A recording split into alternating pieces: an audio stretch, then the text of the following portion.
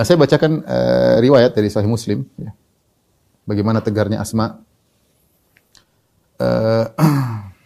Dari Abu Naufal dia mengatakan, aku melihat Abdullah bin Zubair ala aqabatil Madinah. Yaitu maksudnya di kota Makkah. Aku melihat Abdullah bin Zubair melewati suatu tempat yang agak tinggi di kota Madinah. Disitulah Abdullah bin Zubair disalib oleh Hajjaj bin Yusuf Ats-Tsaqafi. Hajjaj bin Yusuf Ats-Tsaqafi ini orang sangat bengis, ya. Fajalat Quraisyun tamurru alaihi. Orang-orang Quraisy pun melewati jasad Abdullah bin Zubair radhiyallahu anhu yang telah dibunuh. Hatta marra alaihi Abdullah bin Umar. Akhirnya Abdullah bin Umar lewat jasadnya Abdullah bin Zubair. Fa waqafa alaihi. Kemudian dia berdiri di depan jasadnya Abdullah bin Zubair. Dan dia berkata, "Assalamu alayka Aba Khubayb, assalamu alayka Aba Khubayb, assalamu alayka Aba Khubayb." Dia beri salam kepada Abdullah bin Zubair yang sedang disalib. Ya. Artinya diikat di tiang, ya. Kata dia, "Assalamualaikum wahai Abu Khubayb." Assalamualaikum Abu Khubayb adalah kunyahnya Abdullah bin Zubair, ya. Dia kunyahnya ada Abu Khubayb, ada Abu Bakar, ada Abu Bukair, ya.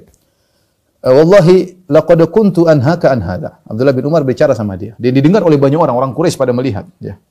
Ya, ini dilakukan oleh Ibnu Umar sengaja. Kenapa? Karena ada isu bahwasanya Hajjaj bin Yusuf Ats-Tsaqafi mengatakan Abdullah bin Zubair ini musuh Allah, dikatakan munafik, dikatakan orang bejat, ya. Maka Abdullah bin Umar ingin membela Abdullah bin Zubair di hadapan banyak orang. Maka dia berkata, "Assalamu alayka ya Aba Khubayb. Laqad kuntu anhaka an hadha." Saya sudah larang engkau, jangan kau lakukan ini. Wallahi laqad kuntu anhaka an hadha. Aku sudah larang engkau untuk melakukan. Artinya Ibnu Umar mengatakan janganlah, jangan ribut, jangan berperang, tapi ya sekedarullah fitnah, ya, itu. Wallahi laqad kuntu anhaka an hadha. Ya, Ibnu Umar tidak setuju dengan sikap Ibnu Zubair. Aku telah melarang engkau dari perbuatan ini.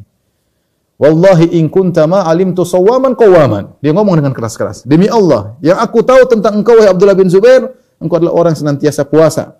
Engkau adalah orang yang senantiasa salat malam. Wasulan lirrahim. Engkau adalah seorang yang senantiasa menyambung silaturahmi. Ini apa lagi yang mau diperlukan? Rajin puasa, rajin salat malam, menyambung silaturahmi.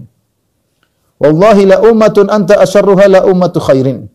Kata dia, demi Allah, seandainya ada satu umat, engkau adalah yang paling terburuk di antara mereka, itu umat terbaik. Artinya engkau ini papan atas, maksudnya orang soleh. Ya.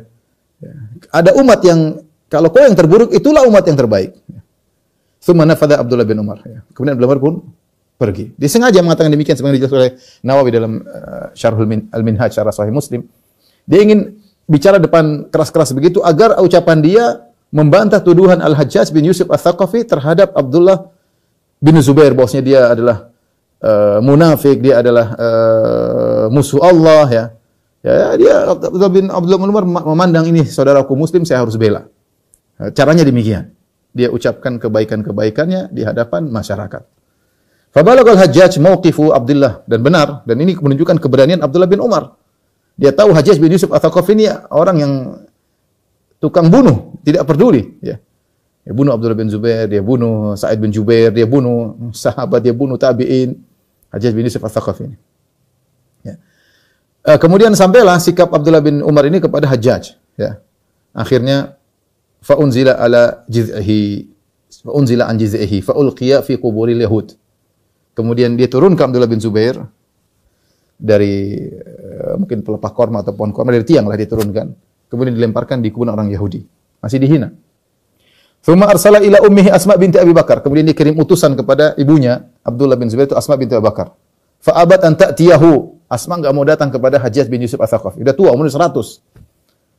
Fa ada alaiha Rasul. Maka utusan Hajjaj datang lagi dengan menekankan perintah Hajjaj, kamu harus datang ketemu Hajjaj. La ta'tiyanni aw la ab'athanna ilaiki man yashabuki bi quruniki. Kata Hajjaj bin Yusuf Ats-Tsaqafi, kau datang kepadaku, kalau tidak aku akan utus orang untuk menggeretmu di atas konde-kondemu, ditarik, dipaksa menuju Hajjaj. Subhanallah, lihat Hajjaj kurang ajar yang ngomong sama Asma binti Abi Bakar, sahabiyah. Hajjaj ini siapa? Orang baru kemarin sore, sombong dan angkuh. Dia ngomong sama Asma binti Abi Bakar, yang dengan di antara sebab terjadinya hijrah dengan bantuan Asma binti Abi Bakar yang menyiapkan makanan buat Nabi dan Abu Bakar.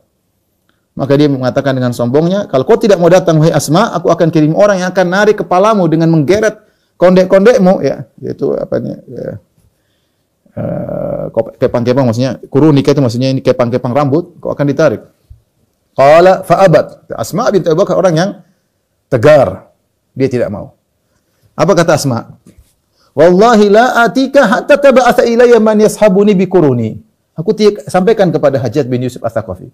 Aku tidak akan datang sama dia sampai dia utus orang tarik kepalaku kepada dia. Kata Asma. Ya. Akhirnya Hajjaj yang ngalah, dia pun datang menuju Asma. Ya. Sampai dia ketemu Asma, kemudian dia berkata, dia ngejek Asma. Kaifa ra'aitini sana'tu bi aduwillah? Bagaimana menurutmu hai Asma yang telah aku lakukan terhadap musuh Allah, maksudnya putramu? Jadi dia nuduh Abdullah bin Zubair sebagai musuh Allah. Asma jawab dengan tegar. Dia tidak nangis, tidak cengeng, tidak ya. Dia berkata, "Ra'aituka afsadta alaihi dunyahu." Menurutku, engkau telah merusak agamanya, yaitu agama putraku telah kau rusak. Dunia putraku telah kau rusak. Kau telah bunuh dia, selesai. Dunia putraku telah kau rusak. Wa afsada alaika akhirataka. Tapi anakku telah merusak akhiratmu.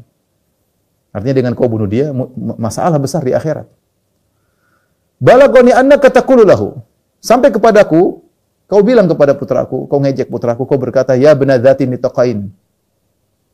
Ya, kau berkata, wahai putra wanita pemilik dua nitaq. Ana wallahi dzatun nitaqain. Ya benar, saya inilah dzatun nitaqain. Ya, kemudian Asma cerita, amma ahaduhuma fa kuntu arfa'u bihi ta'ama Rasulillah. Saya pemilik dua tali pinggang. Tahukah engkau saya itulah orangnya? Benar, saya orangnya, pemilik dua tali pinggang. Adapun salah satunya saya gunakan untuk mengikat makanannya Rasulullah sallallahu alaihi wasallam. Wa ta'ama Abi Bakrin, dan saya ikat makanannya Abu Bakar dan Nabi sallallahu alaihi wasallam. Wa amal akhar, adapun tali pinggang satunya, fa nitaqul mar'ati allati la tastaghni anhu, saya pakai. Ya. Benar, saya yang kau ejek itu. Saya pemilik dua nitaq tersebut. Amma inna Rasulullah sallallahu alaihi wasallam haddatsana. Ketahuilah wahai Hajjaj, sungguhnya Rasulullah SAW telah menyampaikan hadis kepada kami. Anna fi Thaqifin kadzaban wa mubiran. Sungguhnya dari Bani Thaqif akan muncul dua orang. Satunya kadzab, pendusta. Satunya adalah orang yang bengis, pembunuh. Fa ammal kadzabu fara'ainahu. Adapun pendusta, kami telah lihat telah muncul, yaitu Mukhtar bin Abi Ubaid Ats-Tsaqafi yang aku sebagai nabi. Sudah muncul. Sama-sama Tsaqafi dari Bani Thaqif. Wa ammal mubir, adapun orang yang bengis, pembunuh, ya, fala ikhaluka illa iyyah. Menurutku engkaulah orangnya. Ya, menurutku engkaulah orangnya. Asma berani dia ngomong begitu depan Hajjaj. Hadis Nabi disampaikan. Di Tsaqif ada dua, satu pendusta, satu pembunuh. Pendusta kita sudah lihat, pembunuh kamu orangnya. Menurutku tidak lain kecuali kamu.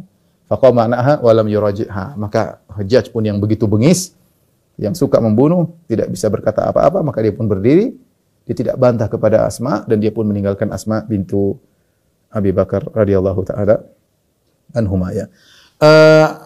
Setelah itu ya, kemudian jasadnya jasadnya Abdullah bin Zubair dibawa kepada Asma ya. Asma berdoa kepada Allah, ya Allah jangan kau matikan aku sampai aku ambil jasad anakku dan aku urusi jasad anakku sampai dikubur, dan Allah kabulkan ya.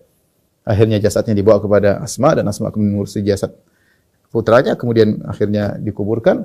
Setelah itu beberapa hari kemudian dia meninggal dunia ya. Ada yang mengatakan 10 hari, kurang daripada itu ya, kurang lebih daripada itu. Setelah itu Asma bintu Abi Bakar radhiyallahu anhu meninggal dunia.